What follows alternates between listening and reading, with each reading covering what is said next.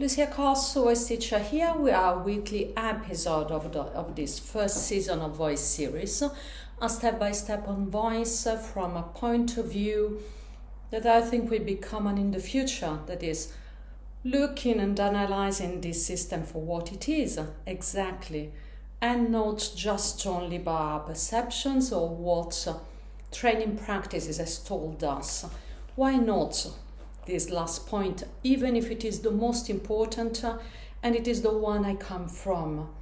Because we come from a preparation for repertoire technique, level of skillfulness of this technique that was judged elitist, and it has been a sort of elitism for a long time, but not only because it wanted to be elitist, not at all, I don't think that at all, but simply because the level required and the skillfulness required are really from a certain point higher. And for many kind of styles of music and even very complex music, because I don't think that pop is not complex. I don't think that complex music is only where some academicism and some academic intellectual thought put it or has put it. But you know, the best and the very good in the sector and the business, they know perfectly that complexity is not always declared. It is a complexity of results for many reasons, of nuances, of human nuances, of capacity. Inside, it does not need to have a refinement of tools always so complex and so high. But what I'm talking about is that bel canto, some classical music, has become as classical dance, a very refined and very pushed and very specific, some requirements, some specific ways of singing and of having to train the voice require so much specialization that has required tools so well developed from which we can extrapolate and determine some biomechanics. And I'm trying to separate biomechanics from style. Also, style comes into biomechanics, and that is something that I give to my students, and I'm trying also to do that. But the first thing was what are physiological, those are high specialized and complex ways of training the voice and of singing can tell us. And this is the bridge I'm trying to build in some sort. Again, I say this series is not to tell you all I know about voice. There is a part of my expertise that comes inside, that is the biomechanical part, and the fact of looking at voice as a function of all the body in a specific way. And this is absolutely mine. And as they've told me many times, no one else is talking in those terms yet. It will be common knowledge.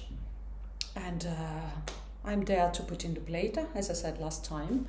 The thing is, of this series, is just to think in biological terms. Because anything we do has about some biological terms. And for voice, many times you do think of something that, like if it hasn't. And so you don't understand sometimes where you are and what this fantastic instrument does. To take back from the last week, I told you, yes, I'm going to explain you with basket. Why with basket? Just because to me it is the perfect representation of most music we do. It is a fast, high-driven activity. It is a sport. It uses the body. They want to be athletics and specialized, but they don't want to be the strongest. Otherwise, they are losing some capacities of movement and of fast acceleration and changes of direction, and of change and torsions and suspension and waiting and then start it again, exactly as some music that we do. And it sounds so to me, and then it is a good way to make you understand the point I'm doing. If you look at this first photo, what do you see? Basketball, just the ball, the hand, and the part of your arm. And anything I do, it will be the manipulation of the ball with the hand and with the part of the arm is fundamental. You must become skillful in this manipulation. You must become strong, flexible, adapted to the ball. Your wrist must work in an appropriate way, and there are ways of training the skill from a neurological point of view and from a physical point of view for the tendons, for the ligaments, for the muscles. And it is a strong part, yet not the strongest of the body. The wrist is quite mobile. That's why you can manipulate this ball. Can you do everything with the ball in your wrist? Of course not. There are some boundaries that are individuals and sport specific.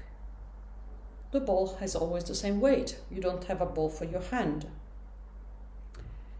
You have to adapt to the accelerations of the others. And those are the boundaries that exist, in fact. Then, to yourself. You have a bigger hand, you have a smaller hand, you have big tendons, you have big ligaments. How is your capacity to produce and to renew your tendons, your fascia, your muscles? You're someone with bigger muscles and stronger tendons, or you're more flexible. All these will be must be taken into account and will count for the manipulation of the ball that will not change its weight, and especially your teammates and the other team will not adapt to you. You have to adapt to them, to their play, and to a schema. So why I'm telling that? Because this is the reductionist vision of the voice. When I say reductionist, it means that it's not true. No, it's absolutely true. It's absolutely fundamental. If you cannot adapt to the ball, you have to do something, or you have to change sport. Okay? But in this case, I'm making the basketball just to start you thinking, because in the voice example true, you can adapt to the ball. You can play tennis, you can play soccer, you can play volleyball. Okay. And it will come at the same. But follow me into this reasoning. The reductionist view is the one that looks at what? Not production. When you are into phonation, what happens when you are into phonation, and the forces you are going to activate for phonation. And what into phonation is taken into account. It's all true. It's absolutely true. But why I make this example? Because it's very specific. The ball is, when it goes into good, not production, and the ball is the note in some sort. When you inhale, it's when you prepare. Okay? So boom, boom, boom, boom, boom, boom, boom, boom, boom. And you see this arm, wrist, hand, and ball going around and doing all these things. Imagine a play in which you look just at that, and when the ball arrives, And it's true, and it's correct. My point is, okay, but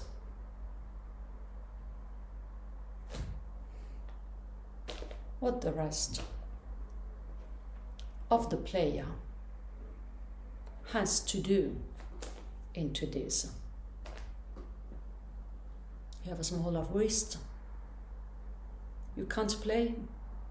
You're going to use what? More of the rest of the arm, more of the shoulder, more of your back. You're going to make bigger rotation. And just at the end, and when you can, with the wrist. This is adapting. And this is what true players do. Not only the play wants you to accelerate, jump, come back, going to beyond your legs and giving the ball to another one. Those movements have a say. First thing, those movements do have a say into your part of the arm, wrist and hand. Certainly yes. When you're doing something like that, and if you do something like that and you go into your legs, this perhaps remain the same. But all this torsion, if you ask an orthopedist and you ask a functional and you ask an osteopath, it will tell you it changes the tension into, because it is all in some sort connected by muscles, tendons, ligaments. And when you think of this joint, you cannot think of this joint without thinking of that, because they have some muscles in common. When I do that, I'm going to tend something there. And if I do the opposite, I'm going to tend something on the opposite side. So what? And if I want just to move my arm, I can move with the back. I can move with the shoulder. I can move by rotating something. I can move by arching. All these, is it going to be irrelevant? Really, you'd think no. Second, to bring the arm, the wrist and the hand with the ball in the correct position to score, you have to move. You have to move those with the body attached, with the weight that it has, with the age that it has, with the nutritional level that it has. How? Preparing, getting to athleticism, getting to counteract some things in the life or in the career or in the age moment of this athlete that cannot be appropriate for all the play. And even more, to score more. He wants to jump higher. He wants to make a torsion because he has an opponent in front. And so you have the opponent in front and he's going to again arch more, getting up and then score. That is why I say reductionist. Because when you sing really, and when you sing really in driven situations, you see all those things and they are required, all those things.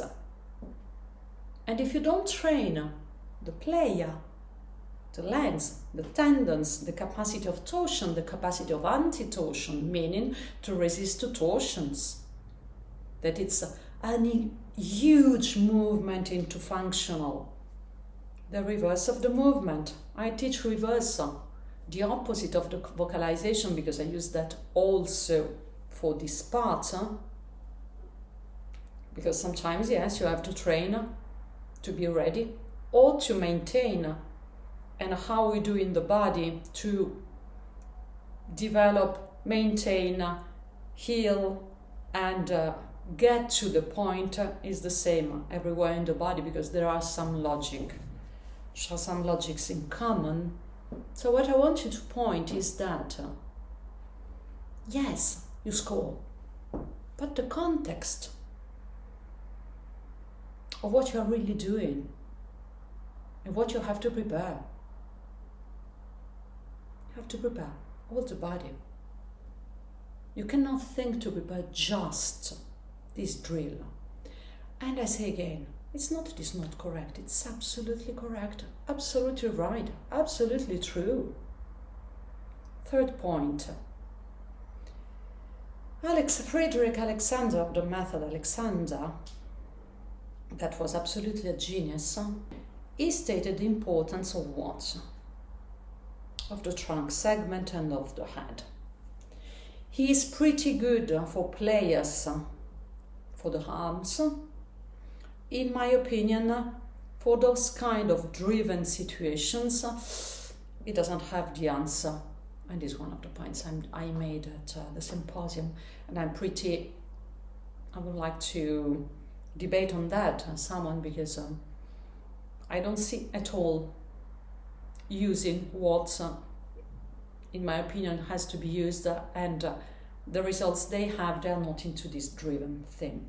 But they are absolutely, Alexander technique is absolutely excellent for head, trunk, at a certain part of the logic of movement that we have inside. The thing is, with functional movement, we go to say also what? To see more specifically what in high-skilled, high-level performances you need as functions specific of little muscles and of little parts that can be really important. First, in a very synthetic way, as the joint by joint has stated, that is great reference because it's quite synthetic and quite simple, not complete, of course. No model can be complete, because the fact that you put the focus on something means that you lose precision on something else, and you know that you're doing that. So you put the boundaries of effectiveness of this model, and sometimes to be synthetic, knowing that you're not complete, can change your vision, as I'm doing with you with the basket thing. He stated that synthetically some functions has to be maintained, as I said many times. For the sitting specific, what you don't realize is that you don't feel that you get dysfunctional. You act dysfunctional, but you don't feel it. You can see it, but you don't feel it. When you feel is that injury, or is where you realize that you can't do some things that other can do. Functionality starts explaining the mechanisms beyond your perceptions, because as I said another time, another genius of vocal technique, that was Giovanni Battista Lamperti, said that when perceptions do not help, you have to use the reason. I say you have to use the knowledge. That is what I'm trying to do. So when we know that sitting for a long time start a proceeding of your tissues toward a passive adaptation. Passive adaptation means, again, probably I just said that, but it's better to repeat when it's so important, that your body is going to unregulate the neuronal output to maintain the position, so you don't have to all the time take back the position by an activation directly. Would be very disturbing, would not be the case of what you are doing, meaning that it will be disturbed into your activities, and the position has to be maintained to do some activities, so you cannot It would not be very smart to be activated just to maintain the position too often. Second, it goes into the muscles, the tendons, the fascia, the ligaments, to become that position. This adaptation goes toward the functions of your muscles in that position, which do not remain the same all the time in every position. Few muscles for the hips maintain. And study I cited many times of Soderbergh, Dostal, Andrews on the hips muscles function analyzed 27 muscles of the hips. So there are many. So what I wanted to say is, does body counts into voice production? Is that you? Does body counts into basketball playing? Does the level of athleticism, of training, of peak performance or low performance and functionalities of the athlete counts for a basketball player? How much he can jump, how many times he can jump, how much he can have torsion or doesn't have to. Does all this count? You have the answer. See you next week, and it will be the last two for this season. Then we make the summer pause. Have a good weekend.